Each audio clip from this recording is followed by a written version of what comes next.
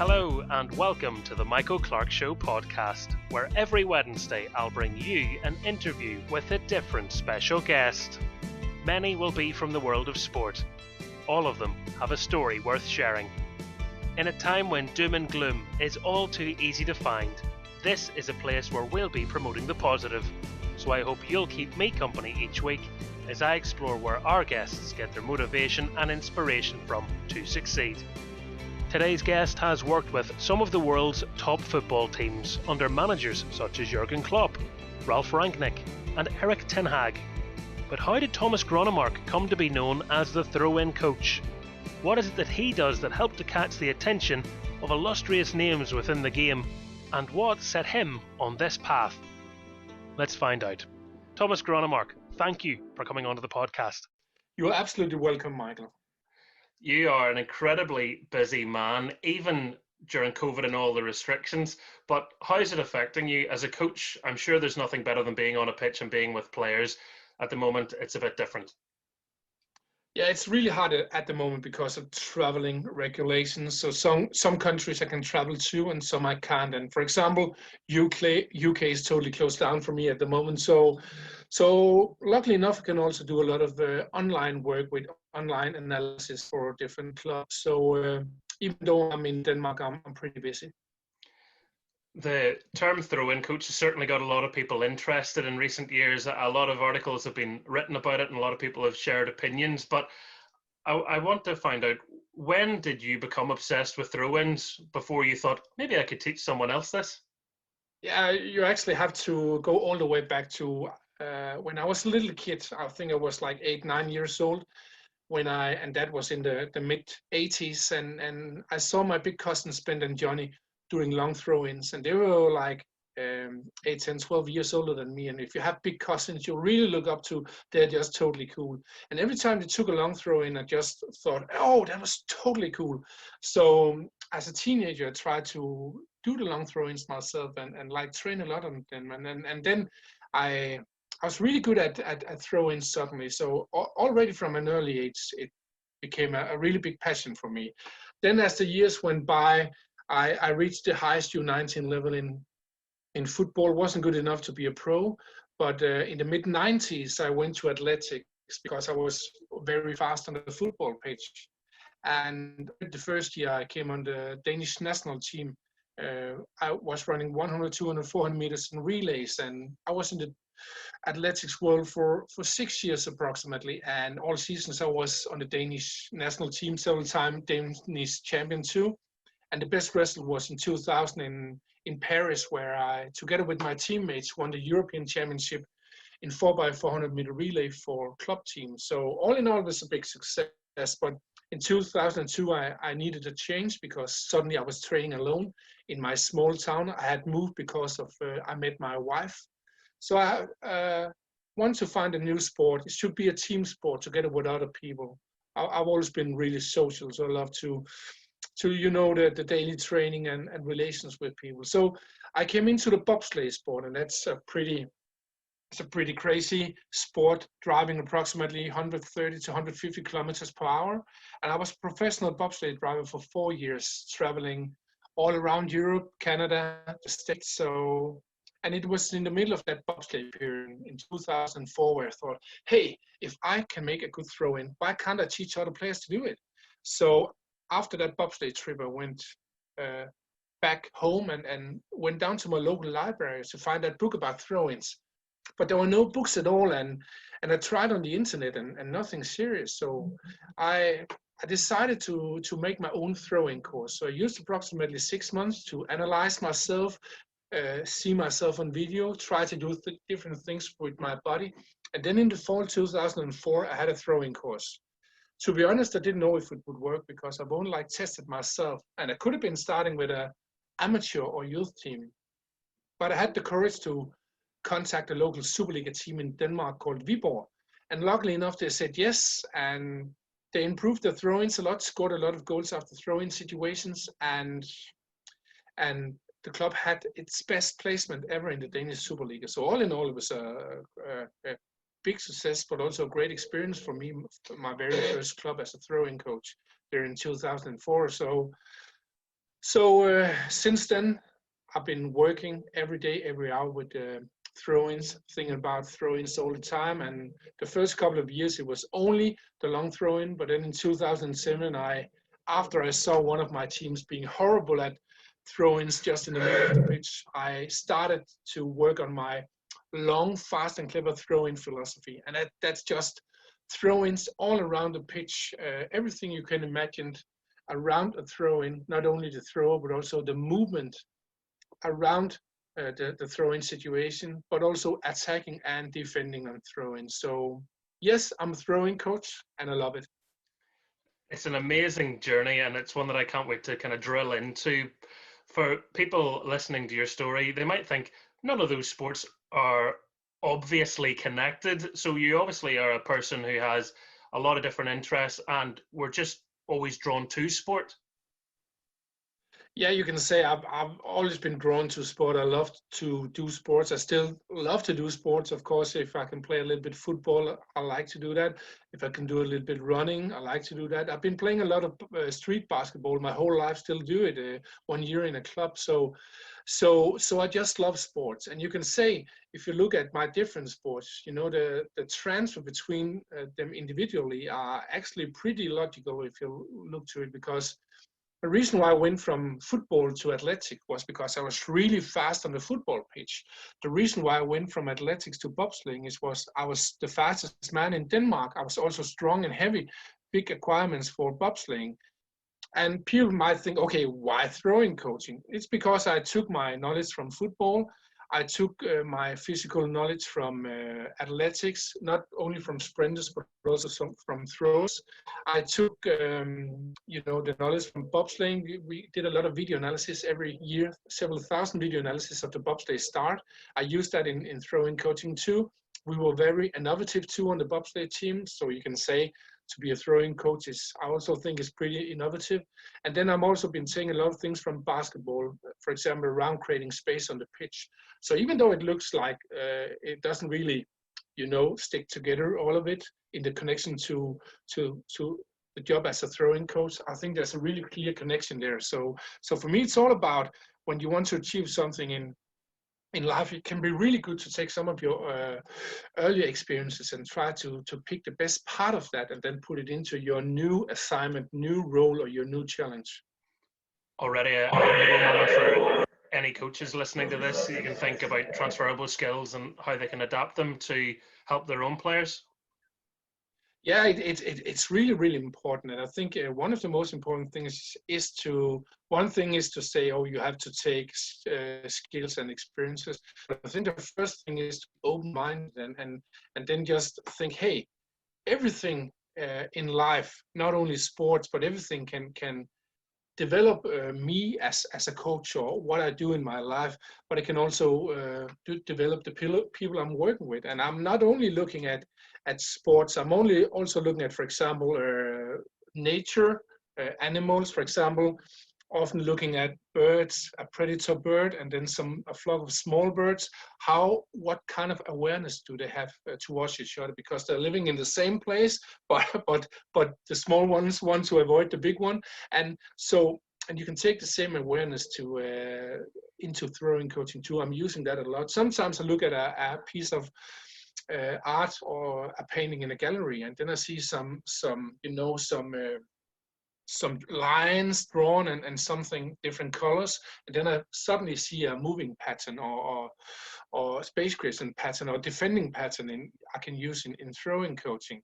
And sometimes I get an idea and then I can use it all in all. So in general, I'll say be open-minded, not only to different inspiration, but also to all people around you, but also things you wouldn't imagine could inspire you. So yeah. Well, that's fascinating because it shows you have a creative mind as well to even challenge your own thoughts at times. So if you're in an art gallery and you all of a sudden get this idea, even if you don't know if it'll work, how do you capture that? How do you remember it by the time you get home? Do you have a little journal you carry with you, or what's your secret to remembering those moments of inspiration as they arrive? You can say they like sticking my brain if they're worthful enough, and then I like Of course, sometimes I put something on my computer or pick my notebook, and sometimes it just sticks there, and I'll take it, take it again or find it again if I have to use it, and so all in all, just taking all the ideas I have and try to see can they either be used directly in some area or can they be like transferred to another thing. So I can give a little example that the other day I was taking a walk with my wife in Denmark. It's pretty cold too now, and I don't know if you know the situation where your pants are like too thin, or you should be wearing an extra pair of pants. And then I was suddenly, the jacket was okay and everything, but I was just freezing my legs. And then suddenly I thought, hey, what's happening if I'm taking a different kind of strides? So then I tried to take shorter strides, and what happened there was the frequency went up, so it was a little bit more like the pulse came up too. But also when I had a shorter strides and higher frequency, my legs weren't so like affected by the cold wind, because the gap between the legs were much smaller. And then I was starting realizing or thinking about this, and then suddenly I had like this program for people who are freezing their legs. How can they have another walking style or technique? That's just the way my brain works all the time. So and then sometimes I think, hey, I don't want to take this on like to the next step.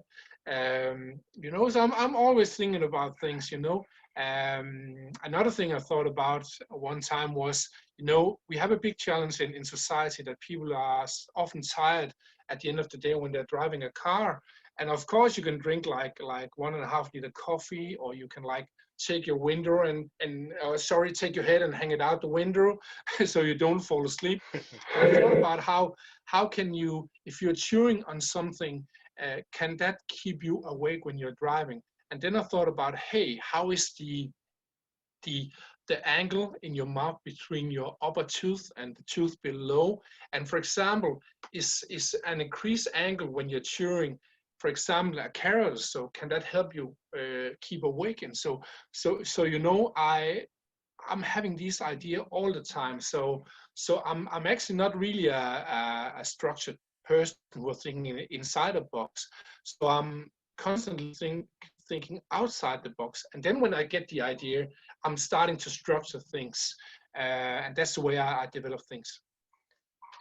That makes me think your wife must be a very lovely, patient woman at times. Yeah, first of all, she's a lovely, patient woman, but she also helps me a lot. And because I'm, she finds all the vitamins and sometimes say to me, haven't you thought about that? And so it really helps me a lot, because if I've been like single, I have a wife and 2 kids, and on 18 and 15. And I think if I would have been single, I've just been living like in a cave where everything was just like in a big mess, and I had just been sitting with my notebook or on my computer, or so it helps me a lot, because I think if you want to have success being innovative, you both have to have all these ideas and new thoughts and cooperate with people, but you also have to have a certain amount of structure. I can say that not in every part of life, but in some parts of my life, my wife helps me with that. So I'm really thankful for that. Have you always been an outside of the box type of person? If I take you back to your school days, was that a problem, or was it a good thing in school? What was your experience like? It was actually, I think, a kind of a problem. It wasn't that I didn't do well in school. I was just like, medium level if you're looking at the notes. But my big challenge was that every time there was a question from the teacher, then I thought not of the right answer, but how it could be, And even though I think now, I went to school like 20 years ago, and even though I think that now there are like some weeks where you have to be innovative or create innovation in the school, I think that the school system is really set up to the logical and mathematical intelligence. So it means that you should read something, remember it, get the right answers, and if you have like an assignment, get the right answers. I know sometimes you have to think a little bit out of the box, but for me, it's a little bit like if you're like really creative, innovative, it can be really hard in the school system. So I also got into trouble sometimes by being creative, because sometimes it bored me just to read like 20 pages and then make a recap and then answer the question from the teacher. So you had to remember what stood on side 17. So you can learn in many ways, and I think there's no right way to develop people and develop society. But I think that the school should be more like for many different types instead. So because I see a lot of people who are not like enjoying their school time and so on, they're first enjoying their like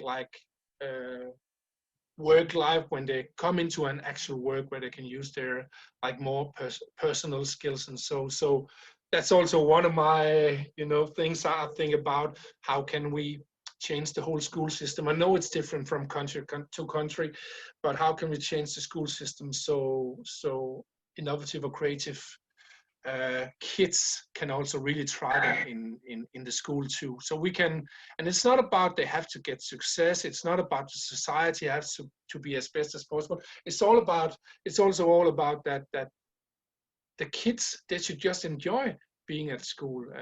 And of course you can't enjoy every minute and second, but at least you should at least once a day think, hey, this is going to be fantastic. So but right now it's all about the throwing coaching. So let's see about the schools in the future.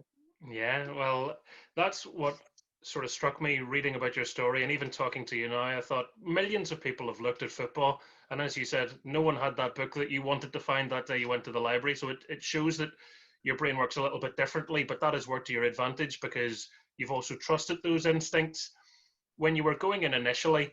Because I'm going to talk about breaking the world record in a moment, but if anyone's seen that video of you breaking the world record, they might think you walked in on day one to Superliga club and says, okay, you're going to do a somersault and launch the ball across an entire football pitch or whatever. I guess it probably wasn't that way.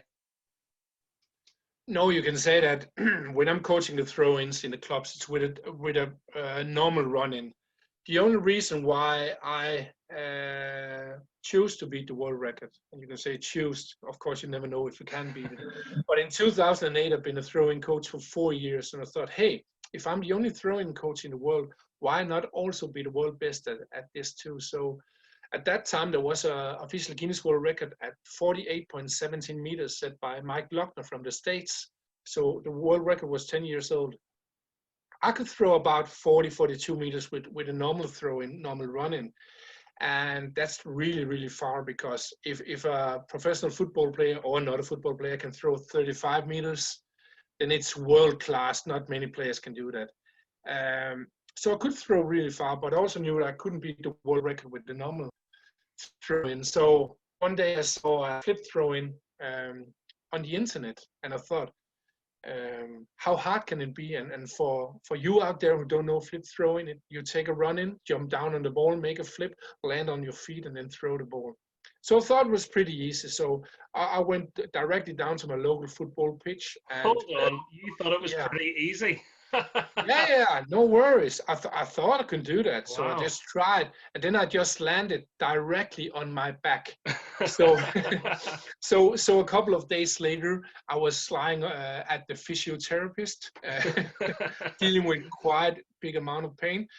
And then I thought, hey, I had to get help here, because I was a non-gymnast and I couldn't even do a small tumble. Just, perhaps I had too much courage there trying the first time. So I had help from 3 different gymnast coaches, and the third gymnast coach was the national team women's gymnast coach from Denmark. So really skilled gymnast coach. So that's one of my best recommendations. If you want to achieve something, get help.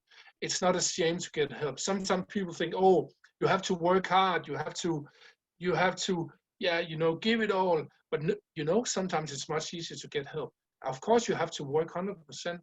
But sometimes people are too stubborn and saying, hey, I can't do it I can do it myself. I know the best.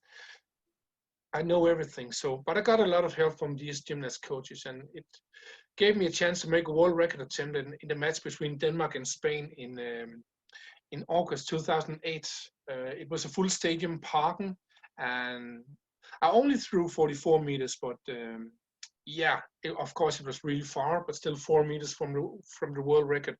But I raised approximately 10,000 pounds for diabetes researching the same day too. So really proud of that about that. I trained on, and then I had a world record attempt more in 2009 in the match between Hertha Berlin and Wolfsburg at the Olympic Stadium in Berlin. So 40,000 spectators. So that was totally crazy.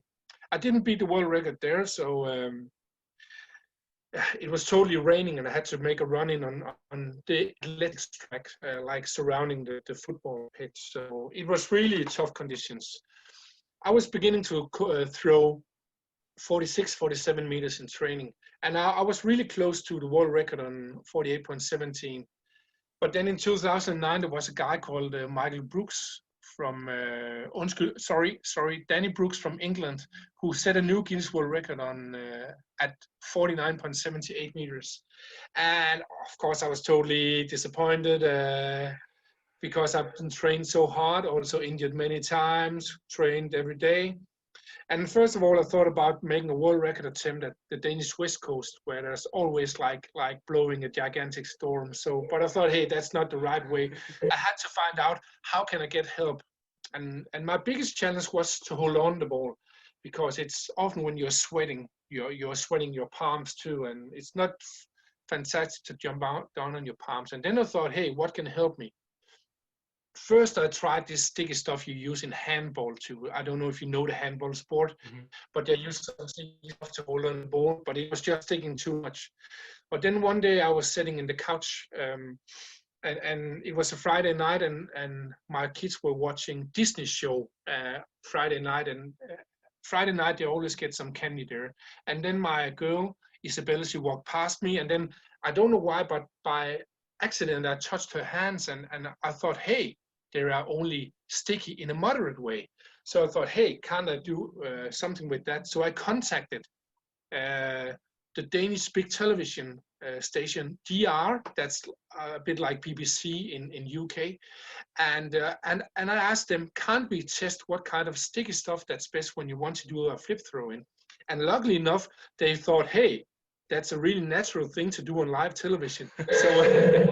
So I went to a kids TV program called Summer Tomorrow, and together with some kids, I had 3 footballs, and we put sweets, prunes, and licorice on each of them, and then I had a standing throw in with each of the balls, and then a flip throw in with the winner, and the winner was licorice. So since then, I've been using licorice every time I'm doing world record attempts, and this licorice and that help from the licorice meant that I was much more secure jumping down on the ball, and the ball would also be released again because it was only sticking in a moderate way. So in April 2010, I threw 47.00 in an official world record attempt. In May 2010, I was throwing 48.68, so over the old world record, but still approximately a meter from the new world record.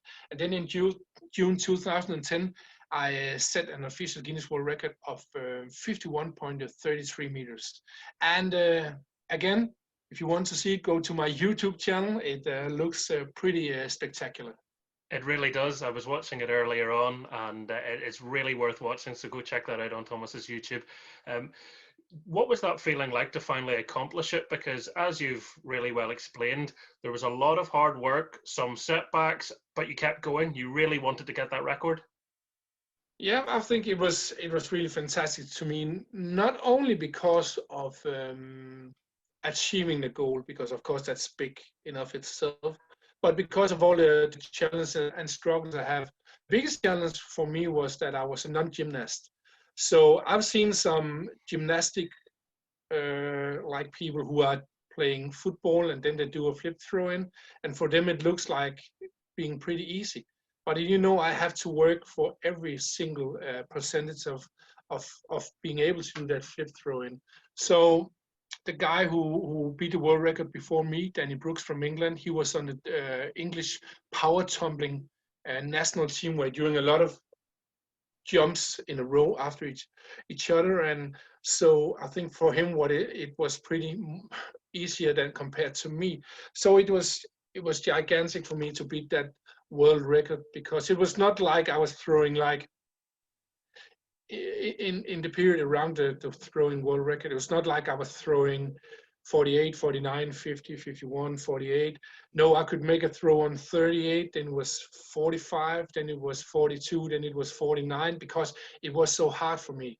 So even though on the day I set the world record, I had many long throw-ins, in the period it was uphill for me. So all in all, it was really, really fantastic for me to be able to do that. And again, a fantastic thing for my throwing company, because it's been giving a lot of interest. Also, after I started working for Liverpool FC, it was a little bit like, oh, throwing coach, Liverpool FC, world record holder with a flip throw-in. So it's almost like there was a history there for every journalist around the world. So in that way, it had helped me a lot too. Yeah, and I think your athletics background as well, you weren't shy of being in front of a crowd, you could handle pressure. These are things that you just naturally adjust to as someone who's, competing regularly, and obviously with bobsleighing as well. It's those pressure environments. So setting a world record, water off a duck's back, as we say, you're used to that sort of pressure. Yeah, you can say one thing is to be used to a pressure, to perform 100% and make top performances. But for me, the other part is, and that's just so important, is that you can look at high performance in many different ways. And I'm not saying that mine is the right one, but I'm just saying one of the most important thing in my life is that I know I will fail. I know it will go totally wrong. It was a little bit the same in the bobsleigh. We knew we would crash, and we knew it would be like being in hell. So how can you prepare before? I also knew that I would get injured doing flip throw-ins. I also knew that I would be able to do bad. But what would I do after that? Because you see, the challenge by some like high performance or people who don't high perform is that I hear a lot of people saying, oh, I don't want to lose. I'm getting totally angry, and oh, I hate it. That's the reason why I high perform. That's also right. That can be, of course, a good thing for some people. I don't hate to lose. But for other people, when they lose, they lose motivation, and they think, oh, I'm totally wrong, and I'll never improve. But everyone who has been doing high performance, and I've been winning a lot of things in my life in different sports, improvement, doesn't go up, it goes like in waves, up and down. So even though you're really on your way forward, you can be much worse this week than last week, but it doesn't have to mean that you're not on your way forward. So that's one of the advantages by doing bobsleighing, by doing throwing coaching, but also doing a world record attempt in the throwing, but also athletics, that you can measure it. So the better you are measuring your training, the work you do, your wrestles, the easier it is to see, hey, what was good and what was not so good. So because it can never be 100% perfect. So you just have to look after the good signs and try to develop the things that's a little bit uphill. Fair play for not being terrified of bobsleighing. Were you the brake man? No, I was the last man, so either second in the 2-man sled or fourth in the 4-man sled. And I like to say one thing: I was afraid of driving in a bobsleigh. First time I was terrified. I've never enjoyed a ride. Yeah, perhaps if we drew on a track that was easy, where I was pretty sure we didn't crash. But all the time I had to work with my mentality to be able to be the best bobsleigh driver I could be, because one thing is to go down the bobsleigh track. That's like horrible. A lot of guys and girls, women, men, when they have tried the bobsleigh once, they're saying, never again in my whole life. A lot of people think it's like a wild roller coaster. No, it's nothing near that. I've seen big men with very big muscles and very big mouth before they tried first time, crying after just one ride down the track without crashing or something, because it's so brutal. So but I was afraid too, and all the 4 years I was driving, I didn't enjoy the ride down there, but I enjoyed the sport, all the things we could do. I enjoyed the teamwork, because you're together with people 24/7. enjoyed the teamwork with my teammates and the staff around the team. I enjoyed traveling all around the world. So yes, I was afraid of going into the bobsleigh, but I handle it with mentality. And some people can just like put like something in front of their eyes and then they're not thinking at all. But I have to use different mental tools. So for example, I knew that we would crash once in a while, and several times I also ended up in the hospital, and it's not like I'm proud about that, but I just knew already before, what would I do when we are crashing? How would I try to react? So because then I was sure beforehand, and then I could push 100% before we jumped into the sled. And then I was just hoping it would go well all the way down the track. It's a sport that anytime the Winter Olympics comes around, I am watching those events, because I take my hat off to anyone actually brave enough to do it. It's such fine margins, and so that's why I have such an appreciation for it. The pilot, really, it's little decisions here or there which could obviously end up in big injuries or big wins. Yeah, it's just it's a crazy sport. It's entertaining, it's brutal, it's fast, but it's also very technical. Of course, the pilot itself has to like drive in every turn of the pitch, and every track in the world is different. So it's not like right, left, right, left, right, left. You have different ways of turning. Then it's left, right, left, right, left, and then it can be different. But the curves itself can also be from like 2 meters high to like, I don't know, 10 meters high. You have to work with different pressure points, but also as a push athlete, it's not only about just pushing and then jumping in. It's pretty similar in the 2-man sled, because then you have to just push as long as you can deliver energy to the sled and then jump in. But in the 4-man sled, it goes like after 20, 25, 30 meters, the pilot jump in. And then it's like a little bit according to how fast he is. But he's just jumping into the sled. He has like a little seat inside the bobsleigh. Then we have the second man on the left side of the bobsleigh. He's pushing on a handle too, like the pilot. But then he's not just going into the sled. He has like a little board, stepping board. And you can't step up on it and then go in. No, you have to, like, while you're sprinting, make a cross step and then jump directly in. You can't stand on the board. Oh, wow. And then the second man has to put his spikes just on the perfect point, because you have like, I don't know, 2 centimeters on each side. And if you're putting your feet wrong, then you're putting them into the pilot's ass or back. And you have like 300 metal spikes underneath each shoe. But he's just sitting down on his elbows. And then after the second man was jumping in after 30, 40 meters, then the third man is again jumping in after 40, 50 meters. He has to do the same just from the right side on the board. And then he also just sits on the elbows like half a meter over the sled. And then the fourth man, that was me, is jumping into the sled after like 60 or 70 meters, again, depending on the speed of the fourth man, but also the start track there. And I'm just jumping totally into the sled. I can sit down. And when I've been sitting down immediately, I'm saying now or go or something like that, a signal you said earlier. And then the second and third man who are sitting over the sled, like half a meter, 1 meter over the sled, they're going down in the sled. And now we have like a puzzle of human beings, or a puzzle of body parts, because it's not always that this puzzle fits in. And because you have arms, you have legs, and there's no room in a 4-man sled. So I've tried in training once, I sat on the second position. I couldn't come down in the sled because, we weren't positioned well enough.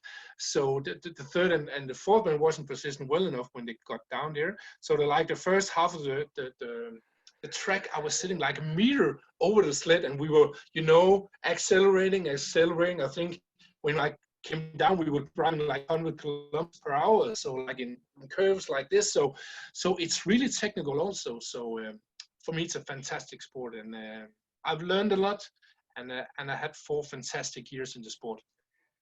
The way you've described it, I've just imagined, sometimes I get cramp sitting watching television.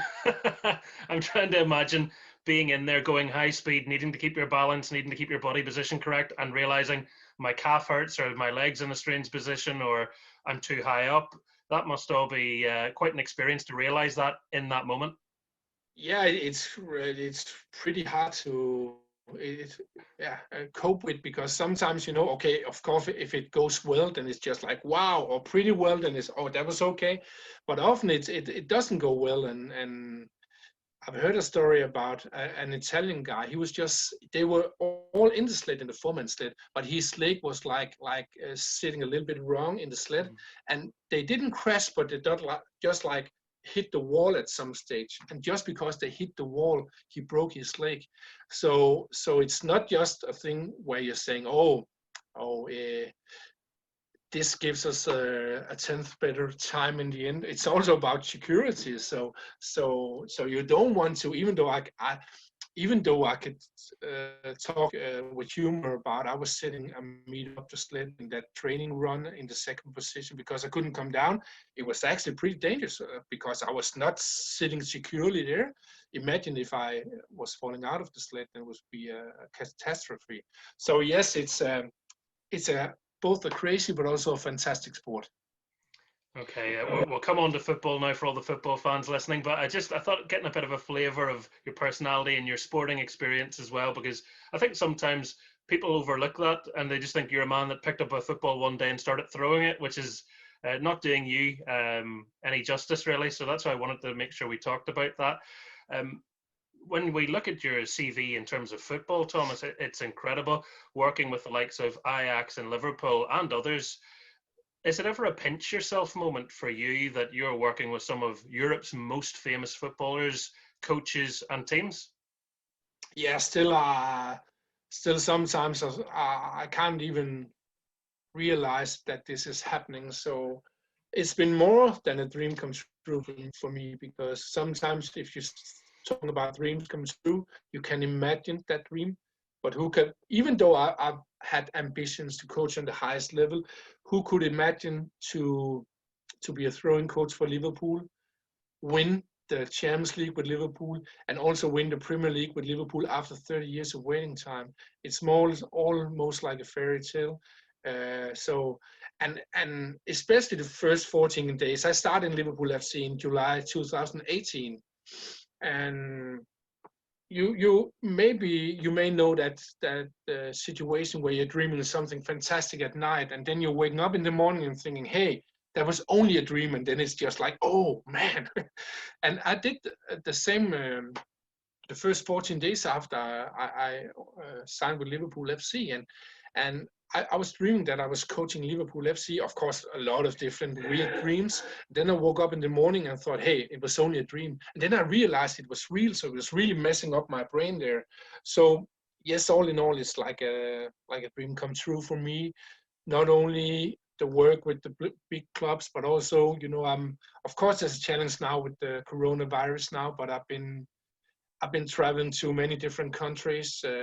2020, I was coaching 8 different professional clubs. I was traveling to 3 continents, so including Asia and North America too. A lot of traveling in Europe.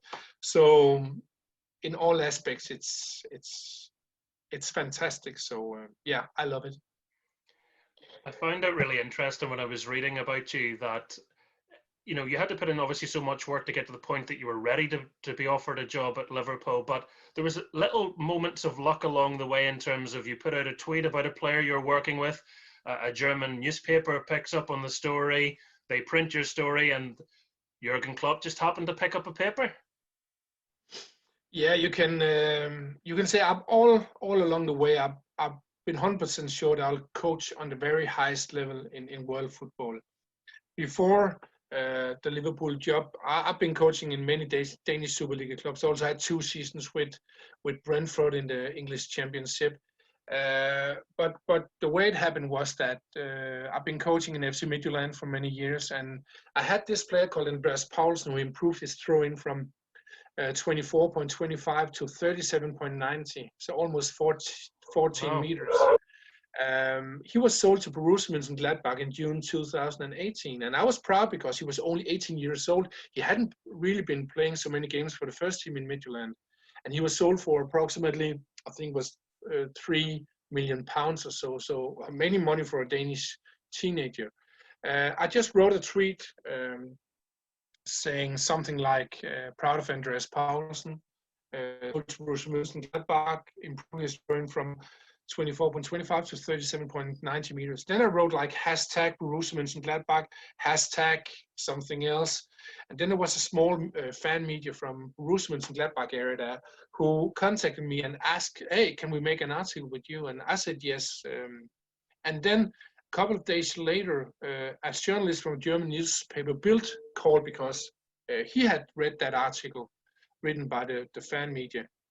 And he asked me also, can I make an article with you? And of course I said yes, because that newspaper is being read by millions of Germans every day. And it was exactly that article that Jurgen Klopp, but also Ralf Rangnick from that time RB Leipzig read. So you can say that sometimes small actions can lead to life-changing things. So, and it meant that in early 2000 and early July 2018, Jurgen Klopp called me directly on the phone.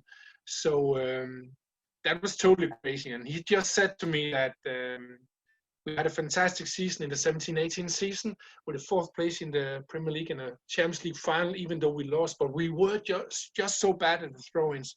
We lost the ball almost every time we had a throw-in. And later I found out that Liverpool were actually only number 18 out of 20 in the Premier League, third last on throw-ins under pressure, where the players are marked with a possession on 45.4%. So Liverpool were really bad at throw-ins. So Jurgen Klopp invited me to Melwood, Liverpool's training ground, the week after, in the mid of July. And it should only have been a meeting and nothing else. But Jurgen Klopp was so convinced after the meeting that I had the chance to coach 21 Premier League players already the day after. All the players weren't injured or at vacation after the World Cup. And I think already the week after I signed my first contract with Liverpool FC. And yes, now I'm in my third season with the club. And yeah, it's been changing my life. So I'm really happy for that. If someone told me Jurgen Klopp was ringing me, I think I would probably first think that a friend was playing a practical joke.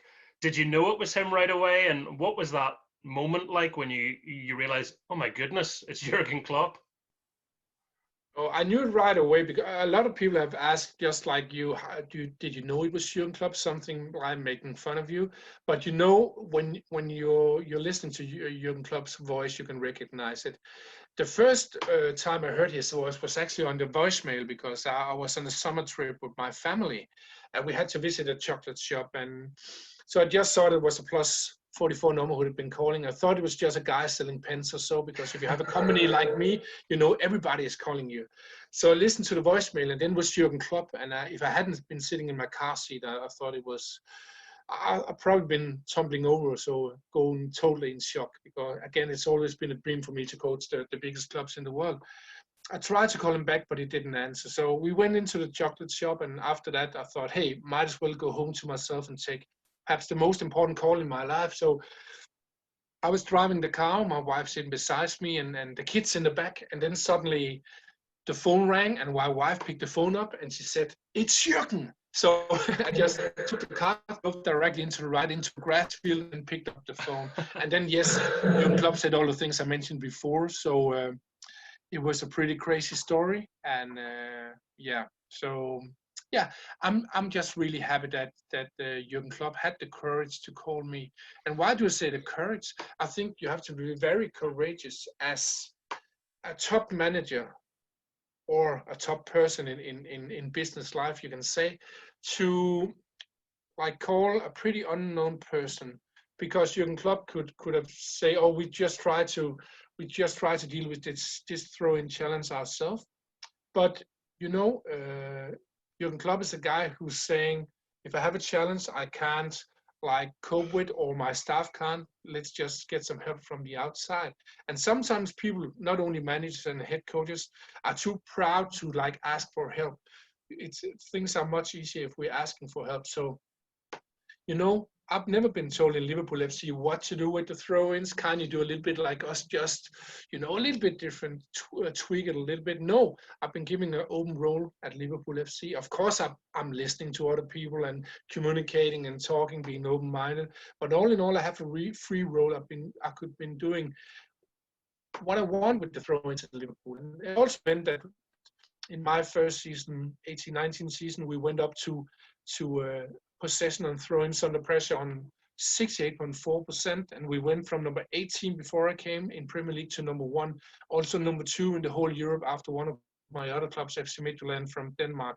Last season, we scored 14 goals after throw-in situations, and that's not the long throw-ins towards the opponent's goal because we don't do that in Liverpool, but it's throw-ins all around the pitch. And this season, we scored 7 goals halfway into the season after throw-in situations, and 3 of the 7 goals have been in Champions League. So it has a big influence to like focus on throwing coaching and make better throw-ins, because some people think it's a small thing or marginal gains, but you're actually having normally between 40 and 60 throw-ins in a match. So it's actually gigantic gains to improve your throw-ins. It's only because of the football culture have been really stubborn like the last 30 years, especially compared to other sports. So, but again, I'm happy at where I am now.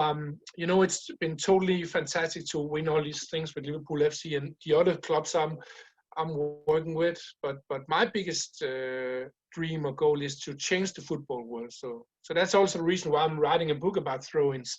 So it's not only professional teams who can use my knowledge, but also amateur and youth teams from all around the world. So so that's my big goal.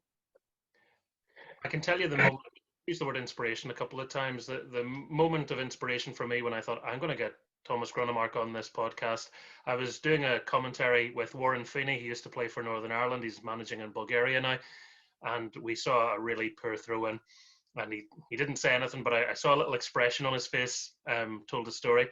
It happened again a minute later. And he said, Michael, I have to say this. I have tried in my own clubs to tell players how to take throw-ins, and the players always put it back, oh, you don't tell me how to take a throw-in, it's just a throw-in. And I thought, well, there's people doing this at Liverpool and Ajax and RB Leipzig and all these big clubs. It's you. How do you do it? How do you find it going in elite, athletes and telling them maybe they're not doing it right or they can do it better, when sometimes even amateur players think, I don't want to learn this? I think it's the most important thing is giving the players, the coaches, the managers the why. You can say if I get a request from a club, it's normally because they want to improve there. So normally the manager, head coaches, the club itself want to be better. So for me, it's more about also assistant coaches. For me, it's more about the players themselves. So I'm giving them the why. So I can say what I said to the players in the first training session in Liverpool. I said that there are normally between 40 to 60 throw-ins in a match. You're also normally using 15 to 20 minutes of a match on throw-ins and throw-in related situations that's affected by the movements you do around the throw-in situation. So we're not talking about small gains, but really gigantic gains. And then also, most teams have possession under 50% of the occasions when they have a throw-in under pressure, where the players are marked. And if you had the same possession percentage with your feet, you'll only be playing Sunday League football, and that's the truth. So now when the players are hearing these numbers, it gives meaning. And especially when you're a club like Liverpool, who are really bad at the throw-ins, and I'll say most clubs are bad at the throw-ins, they can really improve a lot. And then to the Liverpool players, I was also saying, I'm not going to make you into Stoke number 2. With that, I meant we're not going to do a lot of long throw-ins towards the opponent's goals, because that's not really Liverpool's playing style.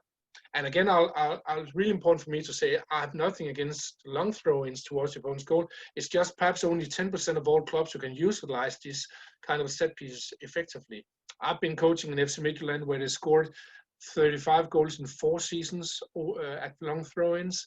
I've been one season AC Horsens Danish Superliga. They scored 10 goals in just 1 season, long throw-ins. So you can utilize it, but it's only when you have big players and like world-class throwers that I can develop too. So again, back to your question, it's the most important thing is to give the players the why. Why is this important? But also to like measure how they improve. But you can say in all my clubs they've improved a lot. Liverpool, I mentioned some things there. Ajax improved a lot. Last season when I was there, we won the Ares division. Ghent, I'm not coaching them this year from Belgium, but the last season we were number 2 in Belgium, and that's a tough league. But we also had really big success in the Europa League too. So I think all, and including FC Midtjylland, winning several Danish championships while I'm there. So all my clubs have had pretty much success. So for me, it's like the better you get at throw-ins, the more success you have in the games in general, the better why you are also giving the players. So if the players can see improvement, then it's also a motivation for themselves. And then you can say the training itself, I also try to, of course, the players learn throw in specific things, but also like make the throwing drills entertaining with passes and scoring on small goals, because most of my focus is around space creation all around the pitch. So it's not only the throwing things I'm doing, it's also space creation, and I'm coaching all the players on the team. So my coaching is looking a lot like normal football coaching. So I'm often coaching on a Monday, Wednesday, Tuesday. It's not like normal set piece training with corners and free kicks, where the clubs are also always coaching that on Friday, and players are standing still for ages just to do 4 different corners or so. And nothing wrong with that, because you have to do it in this way to learn it. But there's much more live and energy, I think, in my throwing coaching. So in general, I think that the players are motivated. So yeah. And when you go into it, Thomas, I guess traditionally you think of throw-in takers as being like left backs or right backs. Are you looking for who is the best at taking throw-ins? So, is that something that you could see change where, I don't know, the club identifies an individual rather than a position to optimize their throw-in stats? I'll say no. Yes, if you're looking at perhaps the 10% of the teams who can utilize the long throw-in as a set-piece weapon, then I think it's really important to take the best, because there's really big difference. Let's just say you have a pretty good fullback who's really good at the throw-ins, who can throw 32 meters, but after developing his throw-in. But if you then have let's just say a midfielder or even a central defender who can throw 37 or even further, then I'll take the midfielder, central defender every day, because it's like a close situation where you're putting people up front to try to score that goal. So then I'll just choose the best. But when I'm looking at all the other throw-ins all around the pitch, I'm coaching the players and the teams that every player in the team can do a throw-in, both with so long as possible, so precise as possible, also decision making, should I throw fast or should I have patience, but also seeing space being created around the pitch when we do movements, but also when to throw it when the right space is created. And the reason why I educate all players in this is because if you're looking at Liverpool FC, it's often like 5, 6, 7, 8 different players in every game who are taking the throw-ins, and it's because the first one who gets the ball would like to see if there's either a fast good option or if there's an option like after a few seconds. And if these players aren't educated, then they're taking poor decisions. So it could be Mo Salah who takes a throw in. It could be Jordan Henderson who takes a throw in at Liverpool. It could also be Matip or Virgil van Dijk. I think the only one who's not like taking throw-ins in Liverpool, that's our goalkeeper Alisson. But every other 10 players on the pitch can take a throw-in, but they have to be educated to do that well. So yes, all in all, if you see, of course, the fullbacks are taking more throw-ins compared to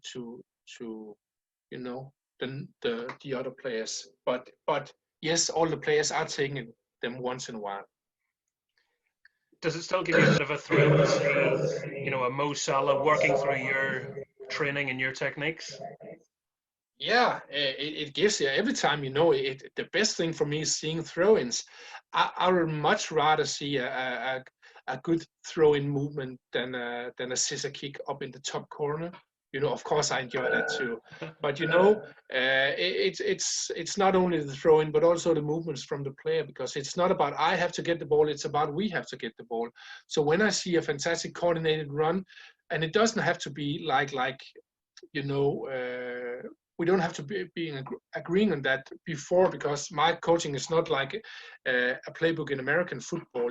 Of course, I have around 50 tools around the pitch in 3 zones, but the players take their own decisions and use their own fantasy, so they can make millions of options there. But if I see the players are creating something, a fantastic kind of space with good movements, for me it's like sitting at the cinema, seeing the best movie you could ever imagine. So of course I'm a total nerd. I'm totally passionate around throw-ins. But if I see, again, you mentioned Mo Salah, if he creates some kind of space together with another 1 or 2 or 3 other teammates, and then he gets the ball or creates space for some other, I just really love it. It fills my body with joy, and I'm just so happy. And so, yeah, but I guess that's the way it is to be passionate for something, no matter what it is in life. If you think about it almost every second, you'll probably enjoy all the good moments. And in that answer, you cleared up some misconceptions, because it isn't there's one way to particularly do something. It isn't you must throw a ball to a certain arc or you must throw it a certain distance. It's about adaptability and suitability. You can say that it's really about adapt to the situation. And so let's say we just try to open up for a solution near the thrower, but then the solution is closed, and then it just opens up 3, 4, 5 other solutions. So it goes like in waves, and it's the same with the defending. But when we have a throw in, it's all about seeing what is best in that solution. And for me, it works much better than like a playbook in American football, where you have 3 options you always do in the attacking third, because at one hand this playbook will be read, and then so it's much more dangerous to increase the players throwing intelligence, like I'm doing with my training. That's also the reason why I'm starting with the basics. I'm not starting with showing the players like a complex tool in the middle of the pitch or defending zone or attacking zone. I'm starting with the basic things, like making the players throw further, more precise, getting the feeling of basic space creation, how you do that, and then I put on top like the basic tools, different tools to create space, and on top of that, I'm using tools for different parts of the pitch, and I'm also using what I call individual throw-in superpowers, because different players have different strengths. Like some players are good with the first touch, some players are physical strong, some players are fast, and you can use them in different ways, in different tools and different zones. And it would be really stupid to like try to make a big box where the man in behind have to get and protect the ball. If you're taking a player who weighs 60 kilos there, and like when the wind blows, he gets crushed away, don't use him for that, So it's all about thinking all these things into my training, my coaching, and then learn the players all these things so they can take their own decisions when they're playing the match. And you can say that, especially in Liverpool, we have done that well, but especially the players have done that well too. Because in the end, it's the players who have to run, who have to throw, who have to take the decisions. You've worked so hard to not work for clubs' rivals, and you can see that, working for one club in a country, and then the Champions League draw happens, and all of a sudden Liverpool, Ajax, Midtjylland all in one group, and even having qualified from the group, Liverpool now have RB Leipzig. How strange is that for you? Or maybe they're the perfect games, all good throw-ins? Yeah, I can say it was okay for me because, I haven't been coaching FC Midtjylland in this season, and I've been coaching them for 10 seasons or so. I coached Ajax in last season, the full season, and RB Leipzig, that was like the same first season, like Liverpool's first season, so 18-19 season. So they've all been like my former clubs. So for me, it was pretty fine that we drew them. But of course, it gave a lot of media attention. Like they call it Thomas Gronnemark group and everything like crazy. So it's a fun story. And I actually saw the draw like on live score, and we drew first Ajax, I think it was, and then it was Atalanta. And a lot of people thought I also coached them because I've been coaching Atlanta United. So people thought it was all 4 teams. And then we had like the 4th team, and already it was crazy to meet Ajax. And I think how many? I think it was 8 groups or so. And then Midtjylland was not drawn first, and then they were not drawn second, and then on and on. And then in the end, there was only like, as I remember, like 2 or 3 teams left, and then it was Liverpool's group, and then Midtjylland was drawn. So that was totally crazy. And then in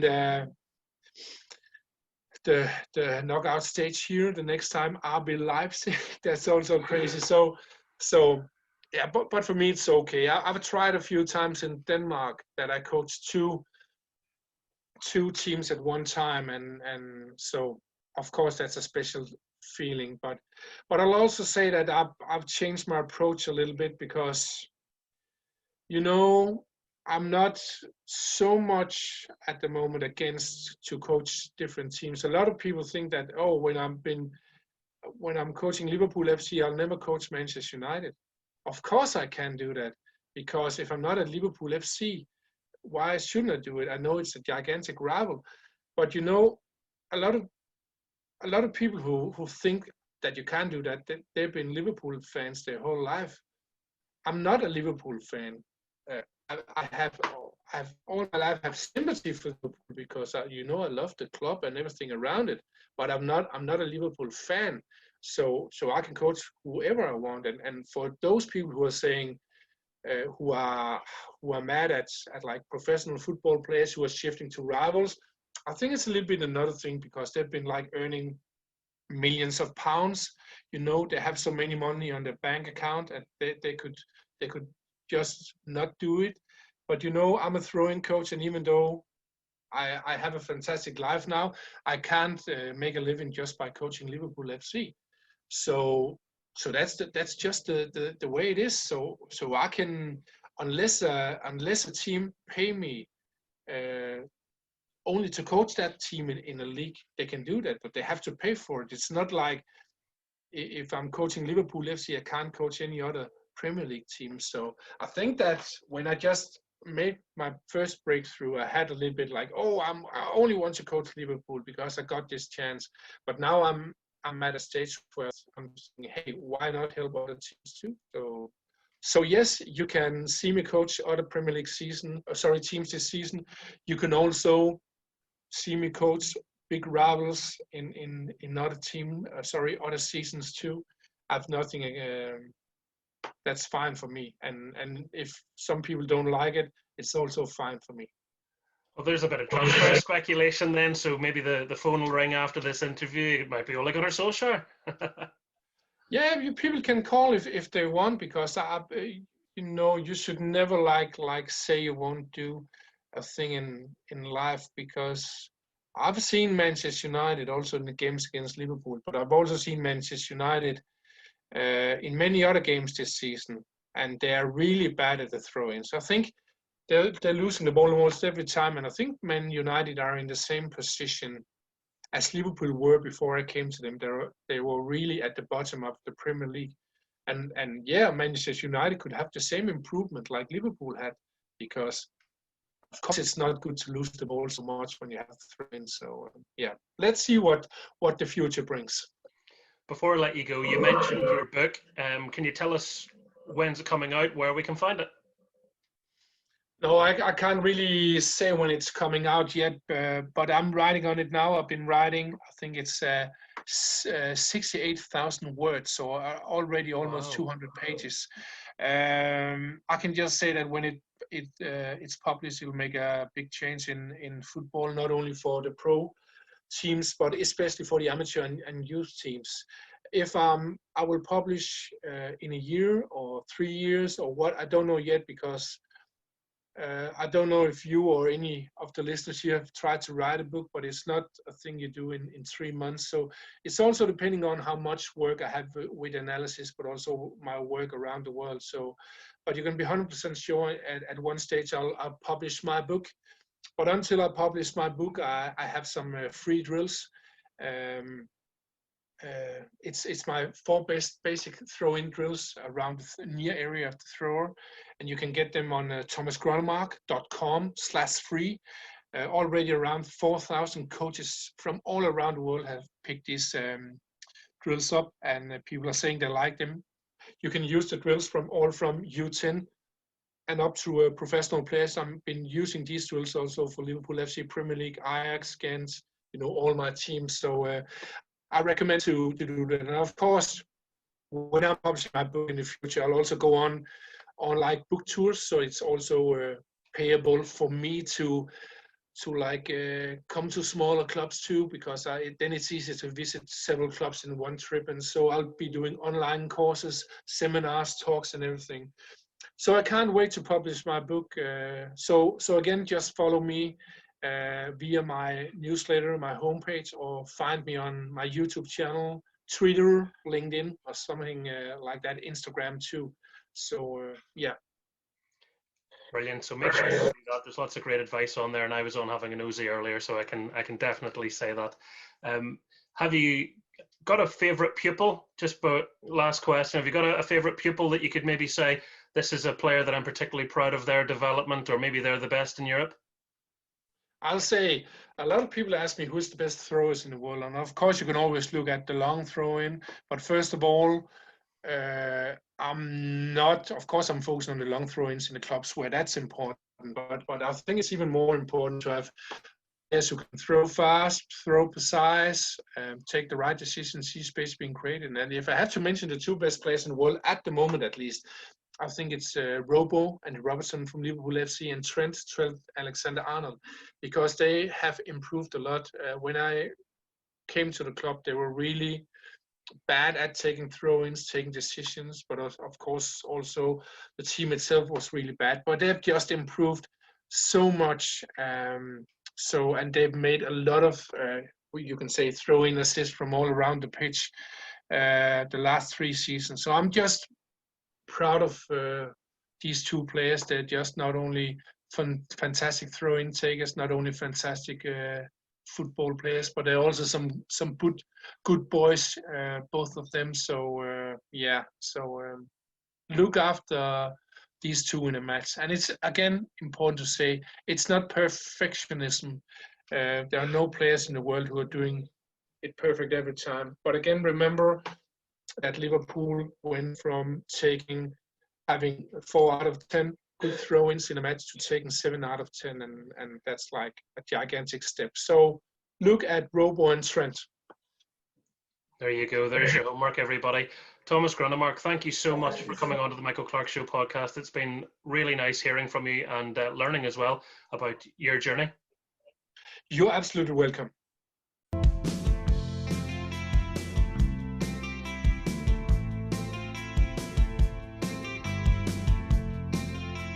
Thank you for listening to the Michael Clark Show podcast. You can follow me at @mclarkshow on Facebook, Twitter, and Instagram.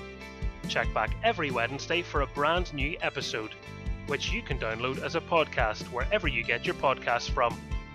You can also watch the entire interview via my YouTube channel. That is youtube.com/The Michael Clark Show. And if you like our theme song, it has been kindly provided by the brilliant SX70. Search for SX-70 on Spotify to stream their music. Until next Wednesday, take care. I'll speak to you soon.